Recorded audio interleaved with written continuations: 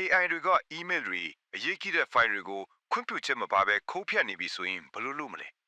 ဒါကင် Microsoft ကသူတို့ရဲ့ partner ဟောင်း OpenAI ကိုကြောဟိုင်းပြီးကိုယ်ပိုင်မေး AI models အသစ်တွေကိုရုပ်တရက်မိတ်ဆက်လိုက်ပါပြီ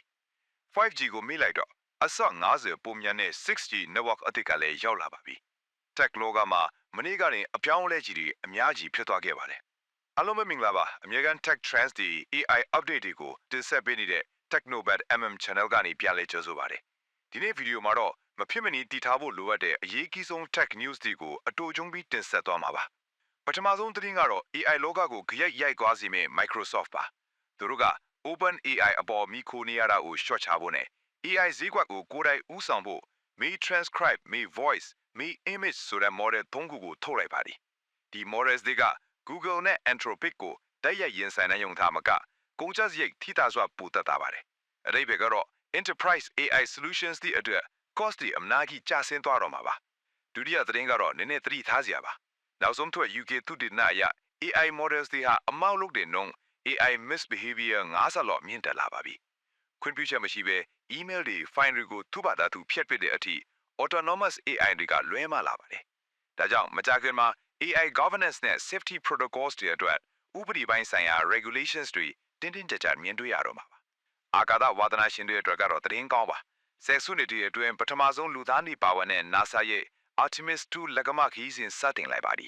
အမိုက်ဆုံးကတော့ AROW စနစ်ကနေအာကာသယာဉ်ရဲ့ deep space data တွေကိုအများပြည်သူစီ live streaming လုပ်ပေးထားပါတယ်လွယ်လွယ်ကူကူနားလည်အောင် data visualization ပြုလုပ်ပေးထားတာ Space Tech ရဲ့ပွင့်လင်းမြင်သာမှုကိုကမ္ဘာအဆင့်ပြသလိုက်တာပဲဖြစ်ပါတယ်နောက်တစ်ပုတ်အနေနဲ့ IBM ရဲ့ quantum computing အဆင့်သစ် Condor X ပါဒါက error corrected quantum computing အဆင့်သစ်ပါ quantum noise ဆိုတဲ့အကြီးဆုံးအဟန့်တားကိုသူတို့ကျော်ဖြတ်နိုင်ခဲ့ပါပြီလွယ်လွယ်ပြောရရင်လက်ရှိ super computer တွေနဲ့တွက်လို့မရတဲ့ရှုပ်ထွေးတဲ့ cryptography ပြဿနာတွေစေဝါရှာဖွေမှုတွေကိုလက်တွေ့အသုံးချနိုင်မဲ့ခေတ်ကိုရောက်လာပါပြီကမ္ဘာ data security standards တွေအကုန်ပြောင်းလဲပြရမယ့်အချိန်ရောက်နေပါပြီအိမ်ကမီးတွေတကားတွေကိုစိတ်နဲ့ပဲထိန်းချုပ်လို့ရပြီလို့ပြောရင်ယုံမလား Synchron ကအစိမြင့် brain computer interface နဲ့ဒါကိုတရုပ်ပြလိုက်ပါပြီခွဲစိတ်မှုကြီးကြီးမားမားမလို့တဲ့ endovascular နည်းပညာနဲ့အုံနောက် line တွေကိုဖတ်ပြီးပြင်ပ device တွေကိုထိန်းချုပ်တာပါဒါဟာမတန်ဆွမ်းသူတွေအတွက် independent living ကိုဖန်တီးပေးနိုင်မယ့် medical tech နဲ့ consumer electronics တို့ရဲ့ and all ရာပေါင်းစပ်မှုပါပဲ AI လုံခြုံရေးအတွက် Meta နဲ့ Hugging Face ကဦးဆောင်ပြီး OpenAI Security Alliance ကိုဖွဲ့စည်းလိုက်ပါတယ် Open source AI တွေမှာပါလာနိုင်တဲ့ vulnerabilities, malicious codes တွေကိုအချိန်နဲ့တစ်ချိန်ပြန်လည်စောင့်ကြည့်ကာကွယ်သွားမှာပါဒီမာယာဗျူဟာကြောင့် developer တွေအနေနဲ့ open source models တွေကို enterprise level ထိယုံယုံကြည်ကြည်နဲ့အသုံးပြုလာနိုင်ပါပြီနောက်ဆုံးသတင်းကတော့ 5G ကိုနှုတ်ဆက်လိုက်တော့တောင်ကိုရီးယား SK Telecom ကပထမဆုံး commercial 6G zero latency edge network ကိုစမ်းသပ်လိုက်ပါပြီ 5G ထက်အဆ50ပိုမြန်ပြီး latency လုံးဝမရှိပါဘူး autonomous vehicles အလိုလျောက်မောင်းနေတဲ့ကားတွေ remote robotic surgeries အဝေးထင်းခွဲစိတ်မှုတွေအတွက်အသက်သွေးကြောက်ဖြစ်လာမှာပါ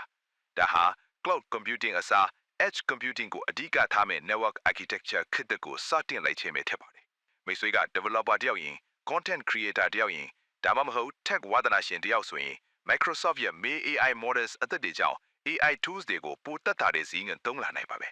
Open source AI တွေပိုလုံးကျုံလာတဲ့အတွက်ကိုယ်ပိုင် projects တွေမှာယုံယုံကြည်ကြည် code တွေရေးပြီး build လုပ်လို့ရပါပြီ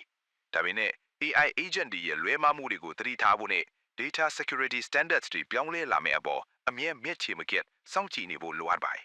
Tech ခေတ်လောကမှာနောက်ကောက်မကြံထစ်လာအောင်အမြဲတမ်း update ဖွင့်နေဖို့ကအရေးကြီးဆုံးပါပဲဒီနေ့ပြောသွားတဲ့အထက်ကဘယ် Tech News ကမိဆွေအတွက်အတော့စရာကောင်းဆုံးလဲ 6G လားစိတ်နဲ့ထိန်းချုပ်တဲ့ smart home လား comment မှာဝီရောက်ဆွေးနွေးသွားကြပါဦးနောက်ထပ်လည်းအခုလို Tech Trends တွေ algorithm အပြောင်းလဲတွေနဲ့ tutorial အသစ်တွေကိုအမြဲတင်ဆက်ပေးနေမှာဖြစ်တဲ့အတွက်ဗီဒီယိုလေးကို like နှိပ်ပြီး channel ကိုအခုပဲ subscribe လုပ်ထားလိုက်ပါကောင်းမွန်တဲ့နေ့ရက်တွေအများဆုံးပိုက်ဆိုင်နိုင်ကြပါစေခင်ဗျာအားလုံးပဲနောက်ဗီဒီယိုမှာပြန်တွေ့ကြမယ် keep building keep innovating peace